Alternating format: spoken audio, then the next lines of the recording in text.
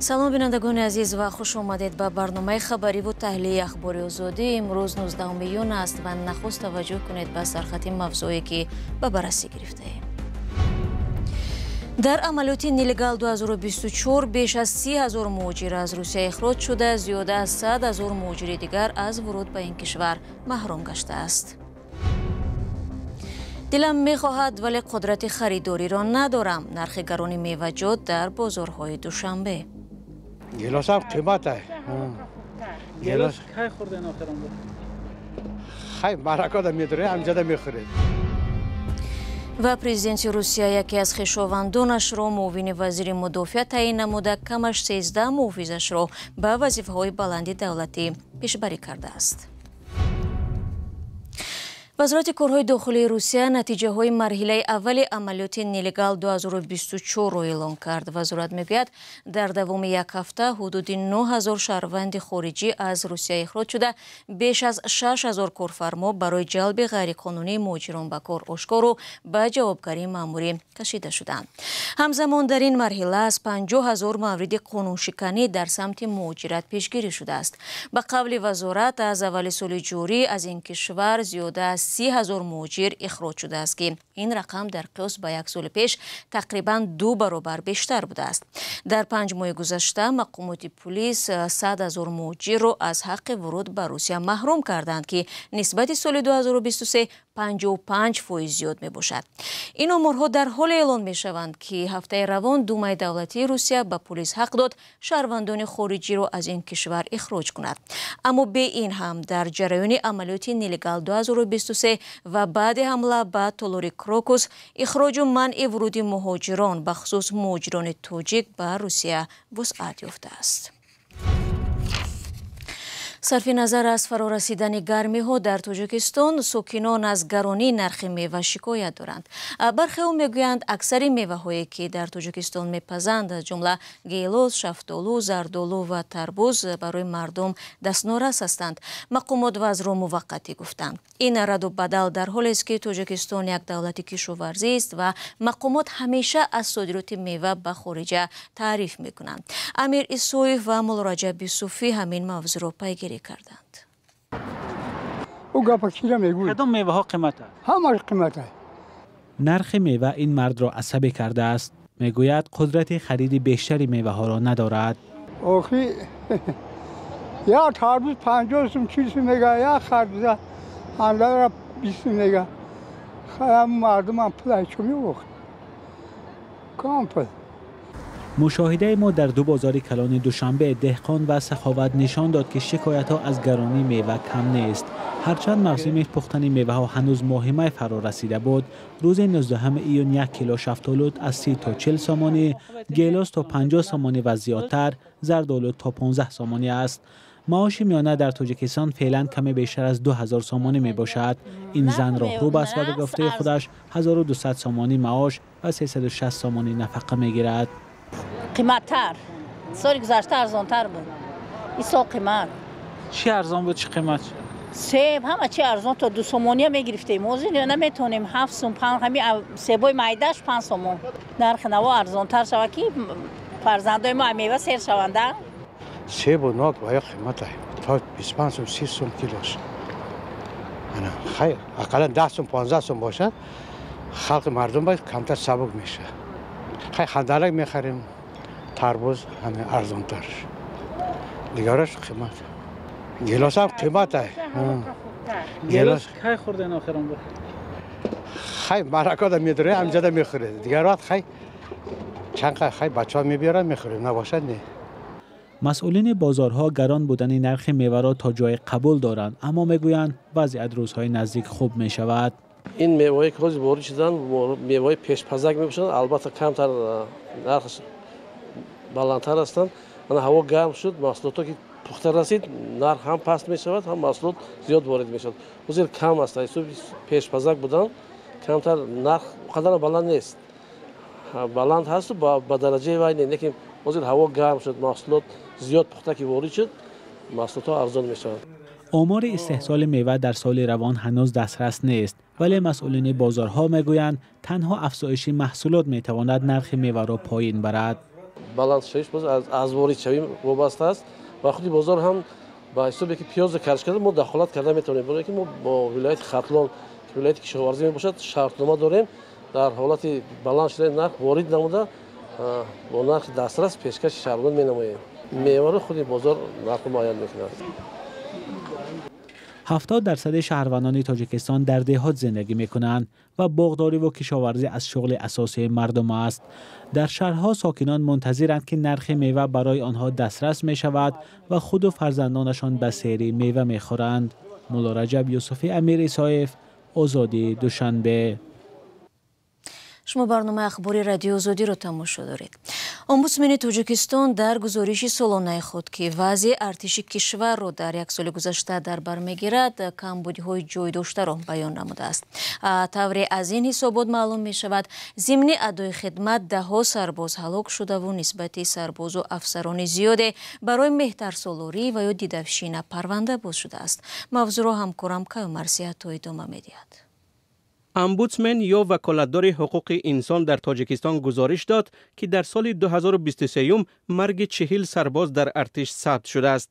аз ин шумора ба иттилои омбудсмен 8 маврид худкушӣ буда 6 нафар аз беморӣ фавтиданд. дар гузориши солонаи омбудсмен ки чанде пеш нашру дастрас шуд, дар натиҷаи вайрон кардани қоидаҳои муносибат 109 сарбоз ҷароҳатҳои гуногун бардошта 2 нафари онҳо ба ҳалокат расиданд.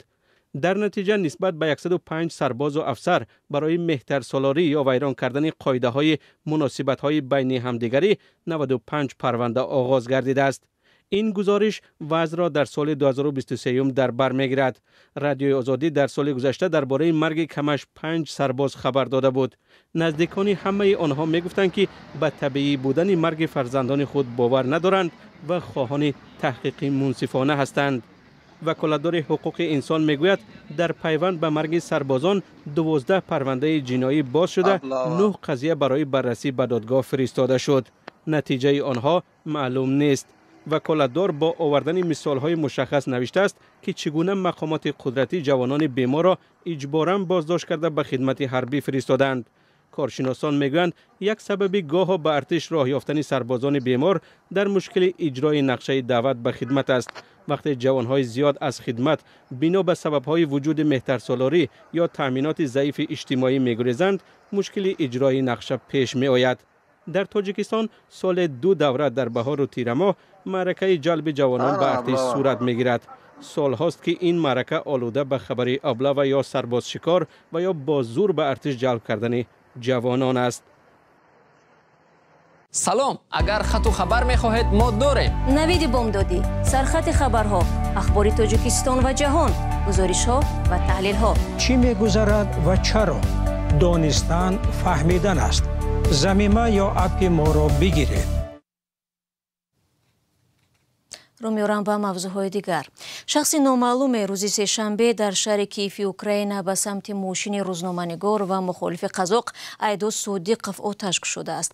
پلیس ملی اوکراین میگوید جستجوی گمانبر آغاز گردیده است. ایدو صدیقов با تنقیدهای خود از پرزیدنت قزاقستان قاسم جومرت توقایف معروف است. او توقایف را به روسگرایی متهم میکند. در داستانی کلی اوکراین تصدیق کردند که سوءقصد به جان روزنامه‌نگار قزاقستانی صورت گرفته است. در نتیجه آتش‌کشی صدیقов سخت زخمی شده در بیمارخانه بستری می باشد. پلیس قبلا خبر داده بود که همسر پیشینی روزنامه‌نگار که همراه او در داخل ماشین بود آسیب ندیده است. ایدو صدیقов سال 2014 به اوکراین رفته حق پناهندگی سیاسی دریافت کرده است. صدیقов میگوید او را در وطن با انگیزه‌های سیاسی تعقیب میکنند. президенти Русия Владимир Путин 4 муовини вазири мудофиаи ин кишварро барканор намуда ба ҷои онҳо 3 муовини нав таъин кардааст. яке аз онҳо Анна Цивилёва, ҳамсари вазири энергетикаи Русия ва яке аз хешовандони наздики худи Путин будааст. ҳамин гуна муовини дигари вазири мудофиа Павел Фратков таъин шуд, ки ба эҳтимоли зиёд писари Михаил Фратков, собиқ сарвазири Русия ва собиқ раҳбари хадамоти иктишофи хориҷии ин кишвар мебошад. дар ин байн як таҳқиқоти рӯзноманигорон собит намудааст, ки президент Путин ба садоқати посбонҳояш низ эътимод доштааст. дар солҳои раёсатҷумҳурии Владимир Путин ҳадди ақал 13 муҳофизи собиқи ӯ صاحب کرسی‌های بلند دولتی شدند. در آغاز دوره پنجم پرزیدنتی پوتین 7 نفر آنها وظیفه‌های مسئول حکومت فدرالی را به عهده دارند. یکی از سابق محافظان مشهور پوتین الکسی دومین است که از سال 1995 تا 2013 در مقام‌های گوناگون خدمات فدرالی حمایت از پرزیدنت روسیه ایفای وظیفه نموده، سپس به کرسی والی ولایت تولا نشست. امسال بعد پیروزی نوبتی پوتین در انتخابات پرزیدنتی، دومین دبیر شورای دولتی و همزمان یاور پرزیدنت تعیین شد. گفته می شود که دومین عملیات انتقال پرزیدنت برکنار شده اوکراین ویکتور یانوکوویچ به روسیه را رهبری کرده است. در صحبت با روزنامه روسی کامرسانت، دومین گفته بود که بار پوتین را از حمله خرس نجات داده است. область Тула навсегда останется в моем сердце. والری پیکالف در سال 2014 رهبری یکی از ریاست‌های خدمات فدرالی حمایت از پرزیدنت روسیه را به دوش گرفت که مراقبت پایگاه پوتین در منطقه والدای را مد نظر دارد. نشریه پروژه در سال 2023 گزارش داده بود که در والدای قهرمان بازی‌های المپی الینا کابایوا با فرزندانش نیز به سر میبرند. پیکالف در سال 2019 نایب والی پتربورگ و پس از تجاوز روسیه به خاک اوکراین رهبری احیای شهر اشغال شده ماریوپول تعیین شد. حالا او در کرسی سردار خدمات فدرالی گمرک روسیه نشسته است. دمیتری میرونوف در سال 2010 ضمن سفر پوتین در ماشین لادا کالینا از خباروفسک به چیتا محافظ پوتین بود. او در مقام‌های گوناگون خدمات امنیت و همچنین نهاد پاسبانی پرزیدنت خدمت نموده. سال 2017 والی یاروسلاول تعیین شد. حاضر میرونوف یاور پرزیدنت روسیه است. دمیتری استپانینکو از سال 1998 تا سال 2004 در پولک پرزیدنتی خدمت کرده است. این محافظ سابق پوتین با ولایت یاروسلاول ارتباط قوی داشته، زمان رهبری حکومت این استان را به دوش داشت. بعداً استپانینکو وزیر کشاورزی ولایت مسکو شد و حالا معاون رئیس کمیته مالکیت دولتی روسیه می باشد. سالهای 90 الکساندر کورینکوف معلم تربیت جسمانی مکتبی بود. بعداً او به خدمت در FSB یا خدمات فدرالی امنیت و روسگواردیا یا خود گارد ملی روسیه راه یافت. سال 2022 پوتین کورینکوف را به مقام وزیر حالتهای فوق‌العاده روسیه پیشبری کرد. هنگام آبخیزی‌های سال 2024 ساکنان ولایت آفت‌زده ارینبورگ از کار کورینکوف ناراضی بودند. یوری کوتوف تا سال 2017 در خدمات حمایت از پرزیدنت روسیه ایفای وظیفه کرده است. سال 1991 محض کوتوف به بوریس یلتسین کمک کرد که در روبروی حکومت روسیه بالای تنگ برآید. حاضر کوتوف یاوری فرمانده گارد ملی روسیه است که در گذشته مثل کوتوف محافظ پوتین بود. ویکتور زولاتوف از سال 2000 تا سال 2013 ریاست خدمات حمایت از پرزیدنت روسیه را به عهده داشت. قبل از آن او محافظ پرزیدنت یلتسین و میری سنت پتربورگ آناتولی سابچاک هم بوده است. سال 2018 سیاستمدار مخالف حکومت الکسی ناوالنی درباره زولاتوف تحقیقات نشر کرده بود. در پی آن زولاتوف ناوالنی را به جنگ تن به تن دعوت کرده و وعده داد که او را شدیداً لطوکوب میکند. زولاتوف همان رهبری روسگواردیا را به دوش دارد. دوستان عزیز، فرصتی که در اختیار داشتیم به پایان میرسد. سپاس از همراهی. خبرهای نوی ما را چون همیشه میتوانید در سامانه azadi.org و صفحه های ما در فیسبوک و اینستاگرام، یوتیوب و تلگرام پیگیری کنید. اگر شما هم خبری دارید لطفا نویسید. خود را احتیاط کنید. عزیزان، وقت و نگهبانی برای شما باشد.